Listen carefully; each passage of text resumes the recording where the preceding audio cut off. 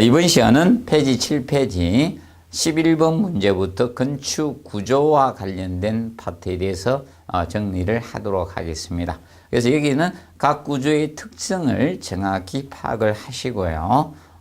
그 힘의 전달이나 이런 부분에 대해서 정리를 하죠. 그 다음에 난이도가 조금 어려우면 법령 기준이 조금 첨가될 수가 있다고 보시면 됩니다. 그러면 11번 문제 보시면 건축 구조에 관한 설명 중 옳지 않는 거 1번 일체식 구조. 일체식. 자, 일체식 구조는 보통 접합부가 일체화가 된 구조입니다. 철근을 배건해 놓고 거기다가 콘크리트를 부어 넣어서 굳어서 일체화가 된 구조가 일체식 구조입니다. 그래서 일체식 구조는 철근이나 철골 그리고 콘크리트 이런 들어간 구조가 일체식 구조라고 보시면 됩니다. 그리고 일체식 구조는 가장 강력한 구조체죠. 일체식 구조하면 떠올릴 것이 자중이 커요. 자중이 큽니다. 그러면 철근 콘크리트는 2.4톤이고 철골 철근 콘크리트는 2.5톤입니다. 1세제곱미터가. 그래서 자중이 크다는 측면 기억을 해 두시고요. 그 다음에 이 강성이 일체식 구조가 강성이 큰 구조입니다. 강성이라는 것은 어떤 외력이나 이런 걸 잡을 때 변형이 적은 성질을 우리가 강성이라고 했죠. 강성이 큰 건물이고, 그다음에 공사 기간이 긴 것이 특징이죠. 공사 기간이 길어요. 일체식 구조들이. 그리고 철거 해체가 어려운 구조가 일체식 구조라고 보시면 됩니다. 그리고 이번에 현수 구조는 구조물을 케이블로 매달았죠. 매단 구조가 바로 현수 구조가 됩니다. 그래서 케이블에 작용되는 것이 인장력이기 때문에 케이블에는 인장력이 작용되기 때문에 내부에는 인장응력이 지배적인 상태가 되죠. 인장응력이 됩니다. 그래서 현수 구조. 그래서 서해대교가 만약에 현수 구조로 지어졌으면 낙뢰에 의해서 케이블이 떨어지면 붕괴됐습니다. 그런데 서해대교는 현수 구조가 아닌 사장교 형태로 되어 있기 때문에 붕괴가 안 된 겁니다. 그래서 보통 현수 구조의 개념은 이런 개념이잖아요. 이렇게 주탑이 이렇게 서 있고요. 주탑이 서 있는 상태에서 주 케이블이 이렇게 연결이 되어 있는 거, 이것이 현수 구조죠. 이런 식으로 케이블로 달아매 놨어요. 그럼 케이블에 전부 다 인장력이 작용되다 보니까 내부에는 인장응력이 제공. 그래서 이 주 케이블이 이게 절단되면 이거는 붕괴됩니다. 그래서 이 현수 구조니까 이제 케이블의 인장응력이 지배적인 상태가 됩니다. 그래서 주의하시고, 그 다음에 세 번 아치 구조는 상부에서 오는 수직 압력을 지압력 압축력만 전달하고 인장력이 생기지 않도록 한 구조죠. 그래서 아치 구조의 힘의 전달은 압축력이죠. 힘의 전달은 압축력으로 전달하는 겁니다. 힘의 전달은 압축력입니다. 압축력으로 전달을 하는 거죠. 그래서 인장력은 생기지 않도록 한 구조가 아치 구조입니다. 인장력이 발생하지 않도록 한 구조가 아치 구조가 됩니다. 자, 그리고 네 번째 벽식 구조. 벽식 구조는 철근 콘크리트 벽하고 벽식 구조의 개념은 이 벽은 전단벽의 개념이 되죠. 이 전단벽이고, 그래서 벽하고 바닥판으로 구성되는 철근 콘크리트 벽과 바닥판 슬래브로 구성된 구조죠. 이것이 벽식 구조고요. 벽식 구조고. 자, 곡면판의 역학적 특성을 이용한 것으로 외력을 면내의 힘만으로 지지해서 구조의 불리한 힘 모멘트 작용을 받지 않도록 한 구조. 이것은 보통 셀 구조가 여기에 속합니다. 4번은 셀 구조에 대한 설명이고 셀 구조고, 그래서 벽식 구조는 아니죠. 그 다음에 5번의 라멘 구조. 자, 라멘 구조라는 것은 이 라멘 구조, 라멘이 독일어로 철근 콘크리트라는 의의였습니다. 그래서 라멘 구조를 골조 구조 또는 틀 구조라고도 칭하고, 그다음에 뭐 기둥 보구조 이렇게도 우리가 칭합니다. 라멘 구조를 기둥 보구조 이렇게 칭합니다. 그러면 이 라멘 구조는 우리가 기둥하고 보하고 바닥판으로 구성된 거죠. 바닥판으로 구성된 구조가 라멘 구조입니다. 근데 이제 이때 라멘 구조의 벽은 보통 장막벽으로 설계를 많이 해놨습니다. 장막벽. 그래서 벽돌 가지고 쌓았습니다. 라멘 구조의 이 벽은 보통 벽돌벽으로 초적을 해놨습니다. 그래서 이 장막벽입니다. 장막벽. 그래서 라멘 구조 이 장막벽은 비내력벽에 해당이 됩니다. 비내력벽. 그 측면 기억을 해 두시면 되겠습니다. 그러면 이 라멘 구조는 층 높이가 이 벽식 구조는 이 볼을 설계를 안 해요. 볼을 설계를 안 하죠. 벽하고 바닥판만 설계가 되는 거고, 라멘 구조는 기둥보, 보가 있기 때문에 보의 춤 높이가 높기 때문에 동일한 반자 높이를 유지하기 위해서는 층고가 층 높이가 더 높아야 됩니다. 그렇다 보니까 일반적으로 이 라멘 구조적인 측면은 이 벽식 구조에 비해서 층 높이, 층고가 좀 더 높다라고 보시면 되겠습니다. 간단히 기억해 두시고, 그 다음에 해답 해설 쪽에서 우리가 조금 추가적으로 공부를 좀 해 두실 거, 이 벽식 구조는 바닥판 두께가, 얘는 보가 없기 때문에 바닥판 두께가 두꺼워져요. 이 라멘 구조보다 바닥판 두께가 두꺼워지니까 일반적으로 무게는 더 많이 나갑니다. 자중은. 고정하중은 더 커지는 특징이고, 근데 얘가 내진벽인 전단벽으로 설계되다 보니까 지진상은, 내진 설계상은 라멘 구조보다는 조금 더 유리하다라고 보시면 되겠습니다. 근데 철근 콘크리트 내진벽이 설계되다 보니까 공간의 가변성적인 측면은 떨어진다라고 보시면 되겠습니다.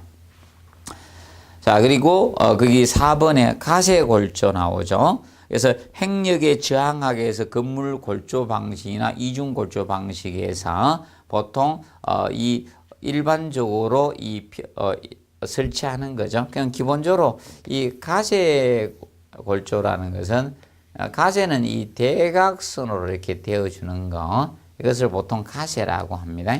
가세. 행력 보강을 목적으로 대각선 방향, 빗방향으로 설치하는 걸 보통 가세라는 용어를 쓰고 있습니다. 간단히 한번 보시고, 그 다음에 거기 5번에 건물 골조 방식 나오죠. 그래서 수직 하중은 입체 골조가 지향하고 지진 하중은 전단벽이나 가세 골조가 지향하는 구조 형식을 건물 골조 방식이라고 해요. 그래서 요거는 5번은 그 해설에서 5번은 요거는 좀 해놓으세요. 앞으로 대비입니다. 요거는 우리가 수업 시간에는 하지 않았는 건데, 요거는 건축 구조 설계 기준에서 따온 거예요. 혹시나 언급할 가능성이 있기 때문에 건물 골조 방식은 수직 하중은 입체 골조가, 그러면 이제 기둥이나 보와 같은 이런 입체 골조가 저항을 한다는 겁니다. 근데 지진 하중은 전단벽이나 또는 가세 골조로 저항하는 구조 형식을 그래서 건물 골조 방식이라고 한다는 점 기억을 해 놓으세요. 그리고 비구조 부재 나오죠. 비구조 부재는 일반적으로 이겁니다. 보통 하중을 갖다가 안전하게 지진이나 전달하지 않는 그런 부분이 비구조 부재라고 보시면 되겠습니다. 비구조 부재. 그래서 거기 보면 차양이나 비내력벽 이런 것들이 비구조 부재입니다. 건축물 구성 부재 중에 하중을 지지나 전달하지 않는 그런 것을 비구조 부재라고 칭합니다. 알아두시고, 그다음에 내력벽 방식 해놨죠. 수직 하중과 행력을 전단벽이 부담하는 구조 방식을 내력벽 방식이라고 칭합니다.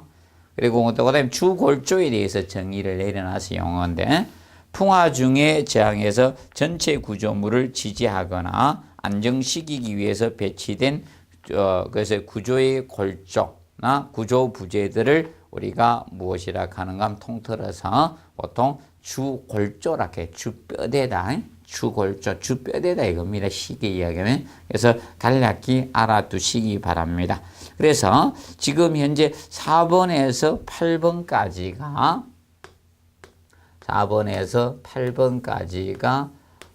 건축 구조 설계 기준 용어를 갖다 건축 구조 설계 기준이란 이 법령을 국토교통부에서 고시를 합니다. 거기에 용어들입니다. 조금 준비를 해야 될 것 같아서요. 올해 시험이 올해 이 분야를 조금 어렵게 나오면 여기에 들어갈 가능성도 있습니다. 그래서 미리 조금 읽어두도록 해두십시오. 문제안은 만들지 않았습니다. 문제하면 안 될 것 같고요. 그래서 내용을 기술을 해놨습니다. 그거 잘 봐두세요. 그 다음에 12번 구조물의 응력 계산에 관한 설명으로 옳지 않는 것은 1번 입체 트러스 구조. 입체 트러스 구조는 선형 부재를 입체적으로 조립 짜 맞춘 구조가 입체 트러스 구조죠. 근데 입체 트러스 구조에서는 우리가 알아두실 것이 입체 트러스 하면 힘의 전달이 항상 알아둘 것이 축방향력으로만 전달하죠. 그래서 여기에는 축방향력만 우리가 작용돼야 되죠. 축방향력.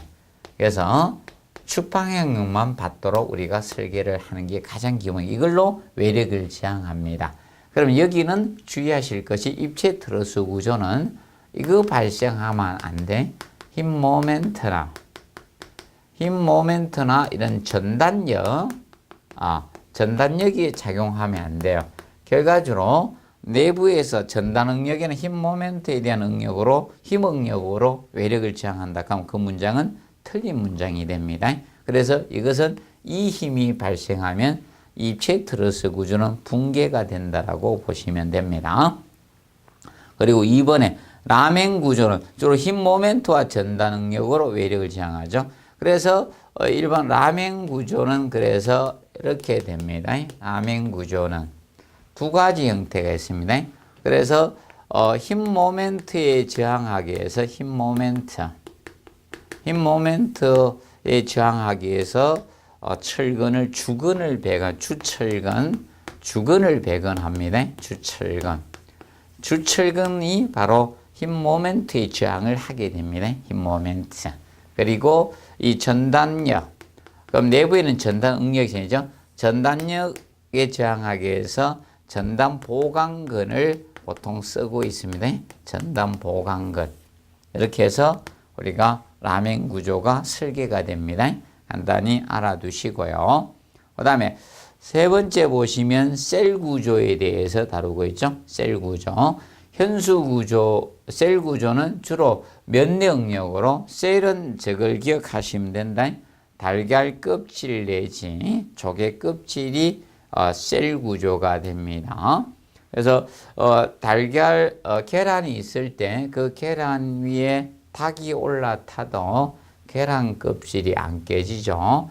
그 계란 껍질의 그 공면 내응력으로 힘을 면내응력을 전달하는 것이 바로 셀 구조의 특징입니다.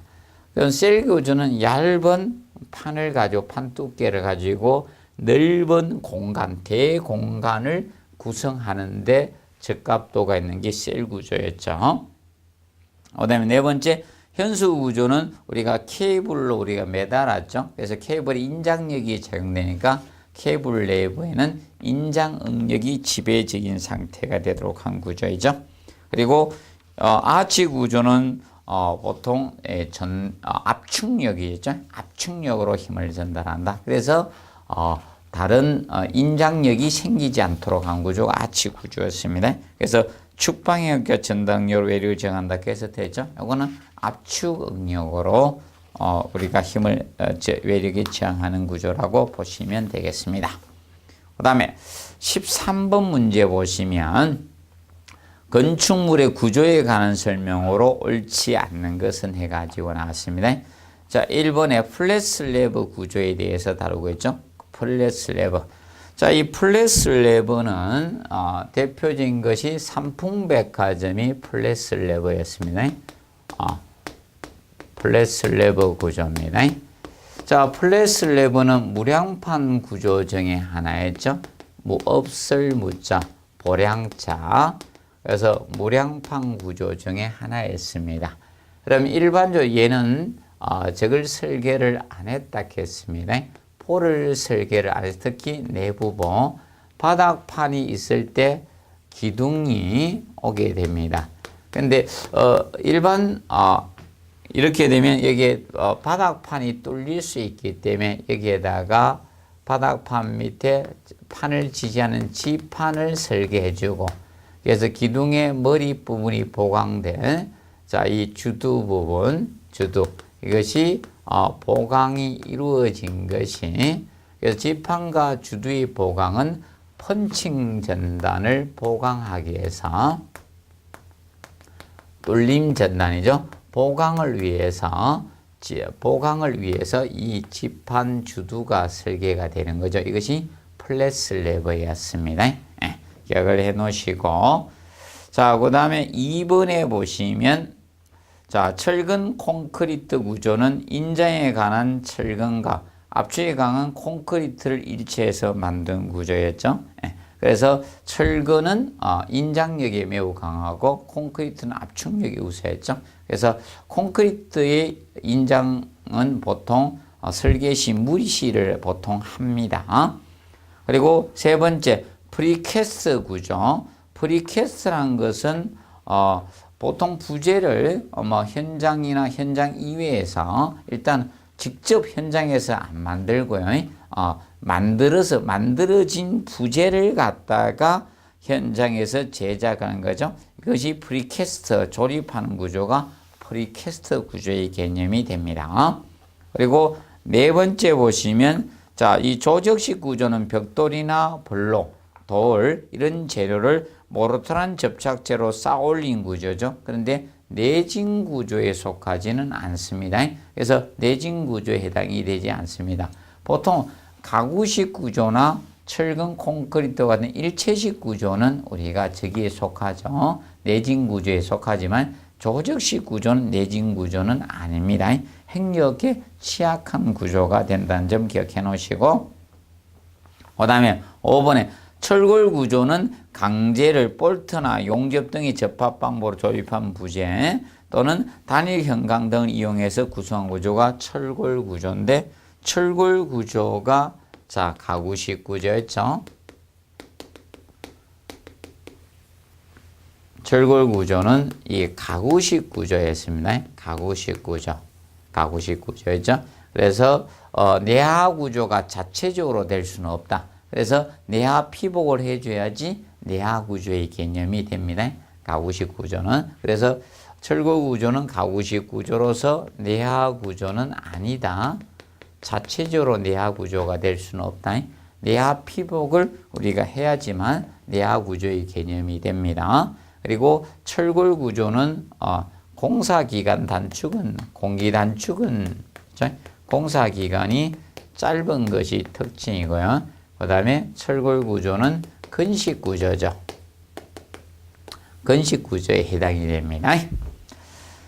그리고 14번 문제 보시면 14번에 조립식 구조에 관한 설명으로 옳지 않는 것은 해가지고 조립식. 조립식은 부재를 보통 공장에서 부재를 생산해서 현장에서 조립해 주는 거죠. 그래서 1번에 기계화된 시공으로 공기 단축, 공사 기간 단축이 가능하고요. 그 다음에 2번에 자, 그 부지 공사가 줄어들고 고강도 콘크리트 부재를 사용할 수가 있습니다. 그러면 그 부집이라는 것은 우리가 콘크리트 탓을 하기 위해서 필요한 형틀이 그 부집이었잖아요. 그래서 그게 줄어들 수밖에 없죠. 그리고 세 번째, 단위 부재 간의 접합부가 일체화돼서 강성이 높아진다 해서 틀렸죠. 자, 조립식 구조의 가장 단점이 이거죠. 조립식 구조의 가장 단점 부분이 되는 게 바로 이거죠. 접합부 일체화가 어렵다는 거죠. 접합부 일체화가 안 된다는 거죠. 이것이 어렵다는 거. 이것이 조립식 구조의 가장 단점이거든요. 단점입니다. 그리고 조립식 구조의 단점은 이것이 단점이죠.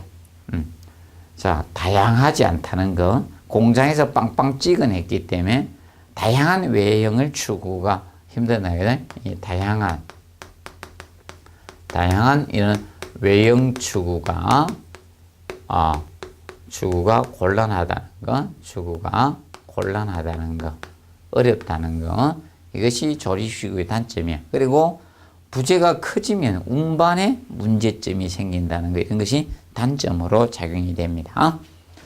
그리고 네 번째, 대량 생산으로 공사비 절감할 수 있죠. 그래서 보통 소규모 건물보다는 이렇게 대규모 건물에 유리하다라고 보시면 됩니다. 그리고 5번에 자재 운반에 제약이 있고 설치 시 고도의 기술력이 필요합니다. 잘못하면 위험해집니다. 봐두시고. 그 다음에 15번, 곡면판이 지닌 역학적 특성을 응용한 구조로서 외력을 주로 곡면 내응력으로 전달하기 때문에 경량이고 내구리 큰 구조물을 구성할 수 있는 것은 이거는 셀 구조죠. 셀 구조. 1번 트러스 구조는 지붕틀이나 이런 데 많이 쓰는 게 트러스죠. 트러스 구조고, 이거는 트러스 구조는 선형부재죠. 선형부재로 가지고 우리가 지붕틀을 만들죠. 그래서 얘는 곡면판 가지고 하는 게 아니죠. 그리고 커튼홀 구조는 외벽을 갖다가 공장 제품을 이용해서 조립하는 구조가 커튼홀 구조가 됩니다. 커튼과 같은 월, 벽의 역할을 하는 거죠. 그리고 이 셀 구조, 현수 구조는 인장력을 압축력으로 변환시키해서 개구 상부 같은 데 설치한 것이 바로 이 현수 구조의 개념이 되죠. 그리고 5번에 보시면 입체 트러스 구조는 선형 부재를 입체적으로 조립한 것. 일반 트러스는 입체적은 아니고요. 입체적 개념으로 짠 건 아니고, 일반 트러스는 입체적 개념으로 짠 건 아니고요. 그래서 트러스하고 입체 트러스하고의 차이점은 그냥 일반적인 지붕틀 이렇게 짜는 건 트러스고요. 이런 식으로 해서 이렇게 짜는 것은 일반 트러스의 개념이고, 그 다음에 입체 트러스의 개념은 이것을 입체적으로, 사방으로 입체적으로 짜는 게 입체 트러스 구조입니다. 그래서 보통 수도권 같은데 보통 지하철 지붕 같은데, 지하철인데 보통 국철이죠. 지상에 놓치는 지붕을 크게 만들 때, 그럴 때 많이 쓰죠.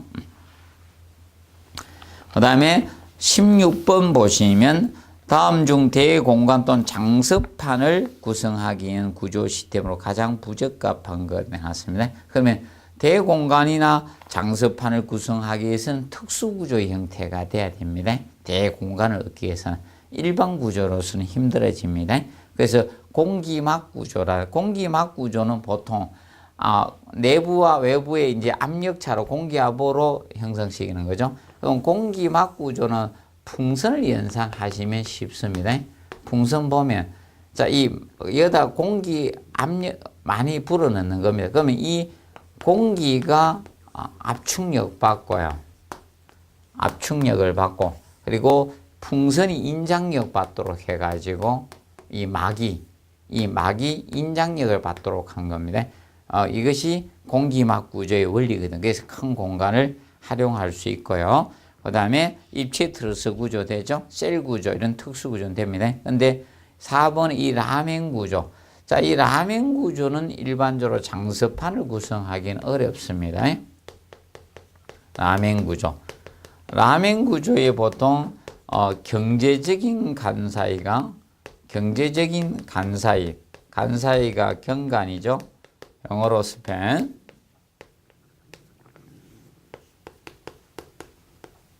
그래서 경제적 간사이가 6m 전후가 되거든요.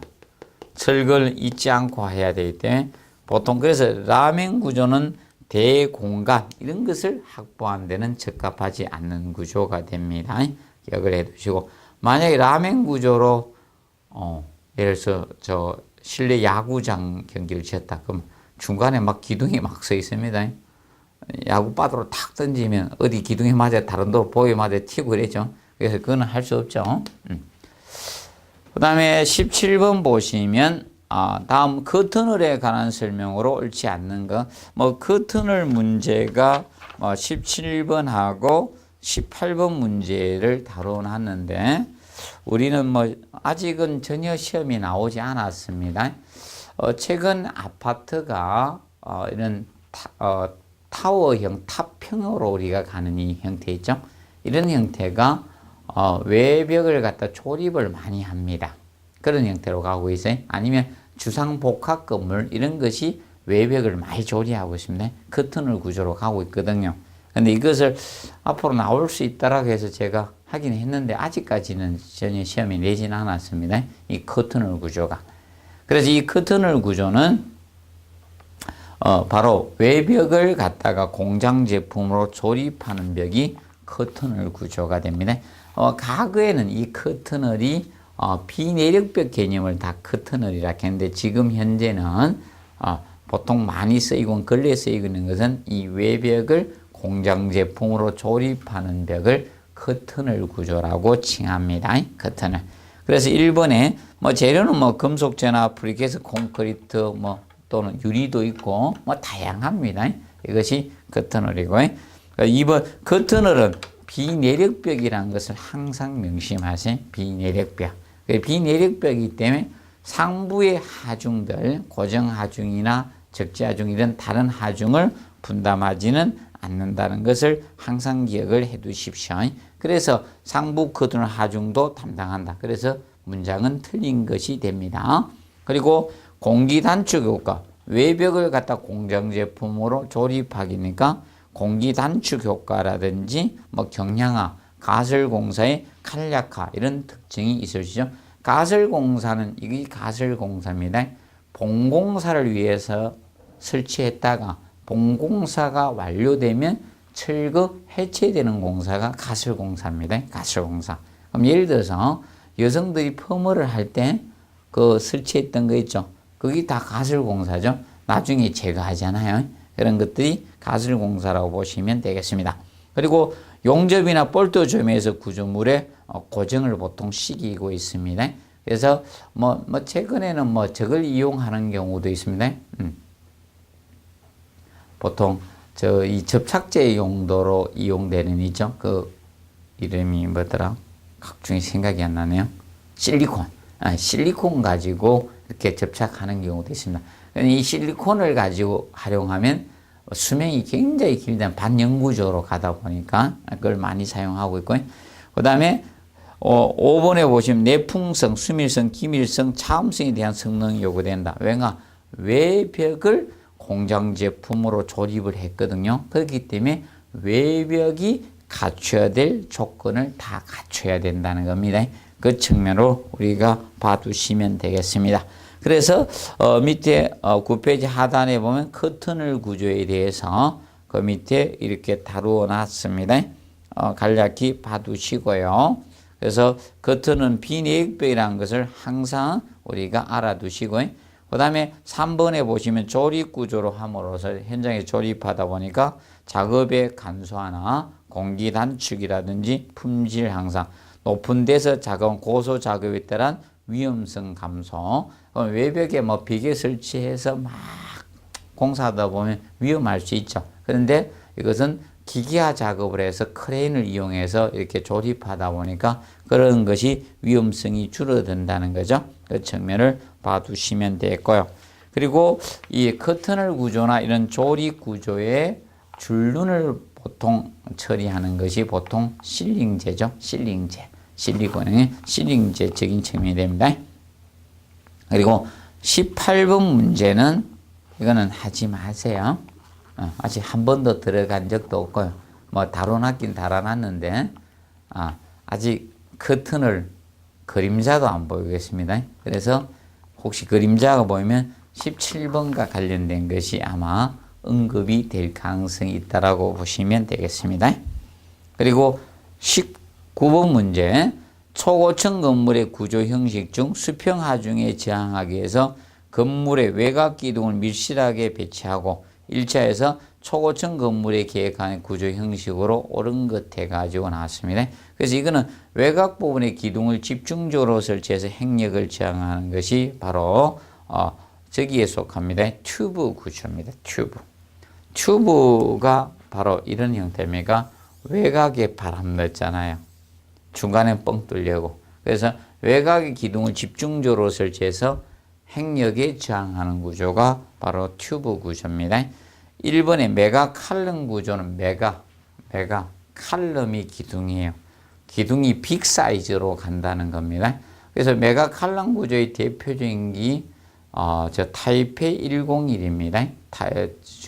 대만의 수도 타이페이에 101층짜리 고층 건물이 있습니다. 그것이 메가 칼럼의 가장 기본입니다.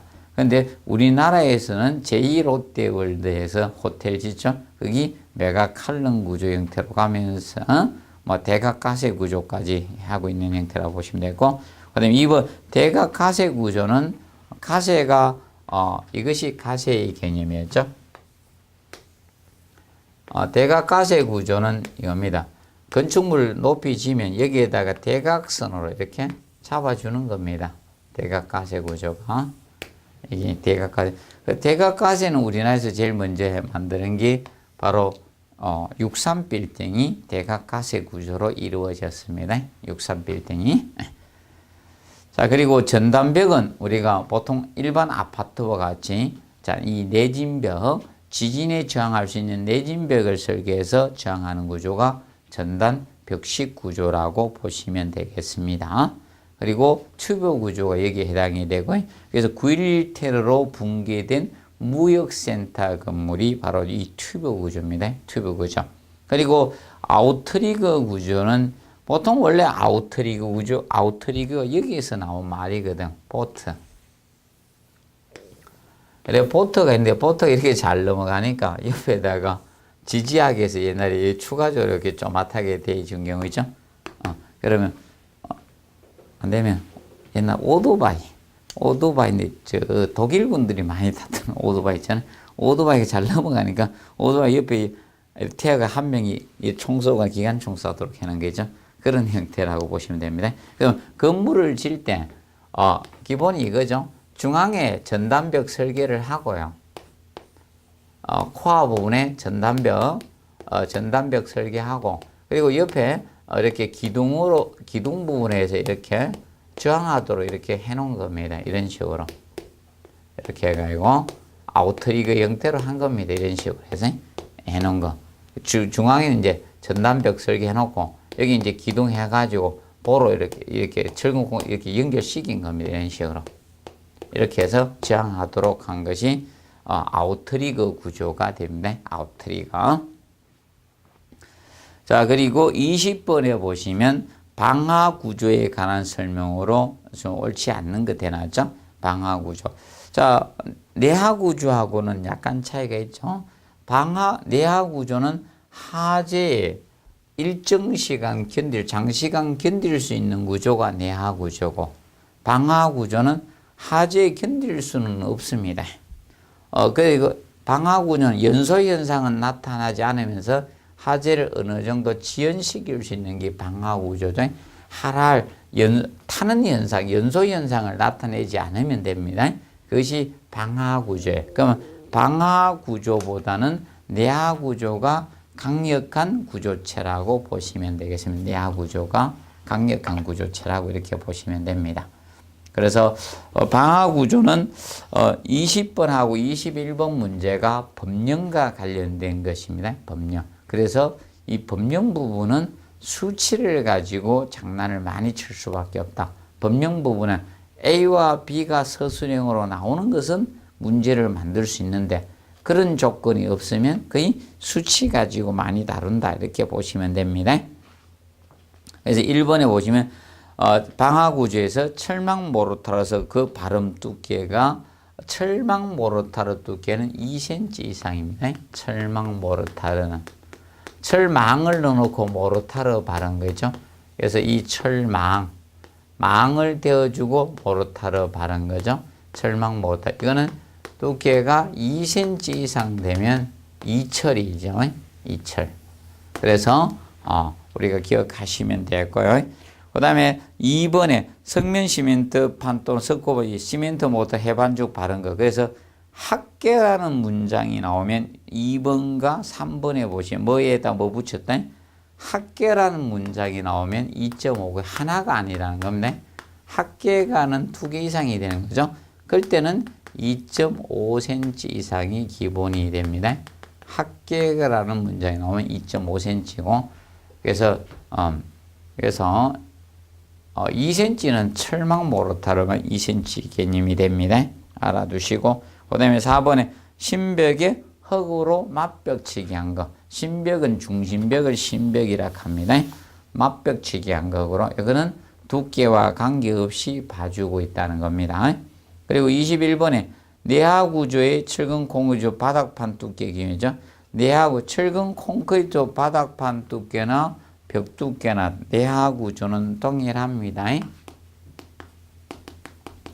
철근 콘크리트 구조에서 자, 이 벽이든 바닥판이든 최소 두께 이 바닥판의 이 슬래브에서 최소 두께 기준은 자, 우리가 동일합니다. 다 10cm 이상이 되어 주시면 됩니다. 두께가 10cm 이상이 되면 이상이 붙으면 이것은 최소치를 의미합니다. 최소치. 최대치가 아닌 최소치를 의미합니다.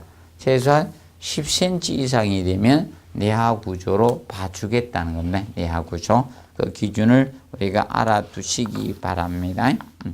그래서 바다의 경우 그 해놨죠. 1번 철근 콘크리트조나 철골 철근 콘크리트 두께가 10cm 이상이 되어 주시면 됩니다. 근데 지금 현행 벽식 구조의 아파트 슬래브 두께는 층간소물 방지하기 위해서 21cm 이상으로 설계를 하고 있습니다. 그럼 당연히 내하 구조에 해당이 되는 겁니다. 그 점 봐두시고 그래서 꼭 기억하시고 그 다음에 철제로 보강된 콘크리트 블록조나 벽돌조 이런 것은 두께가 5cm 이상이 되면 내하 구조에 속하고요.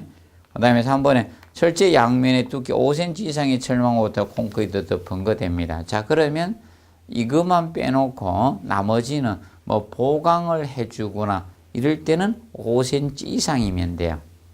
철을 갖다가 이런 보강을 해줬을 때는 5cm 이상이고, 근데 철근 콘크리트죠. 그 일반 이거 일체식 구조가 나왔을 땐 두께가 10cm 이상 되면 내하 구조가 된다는 점을 유념해 주시기 바랍니다. 그래서 이번 시간에는 그 구조에 대해서 우리가 다루보았습니다. 구조 부분을 학습했고, 다음 시간에는 뭐 이 기초 구조 파트에 대해서 우리가 들어가도록 하겠습니다. 이번은 여기에서 마무리하도록 하겠습니다. 수고하셨습니다.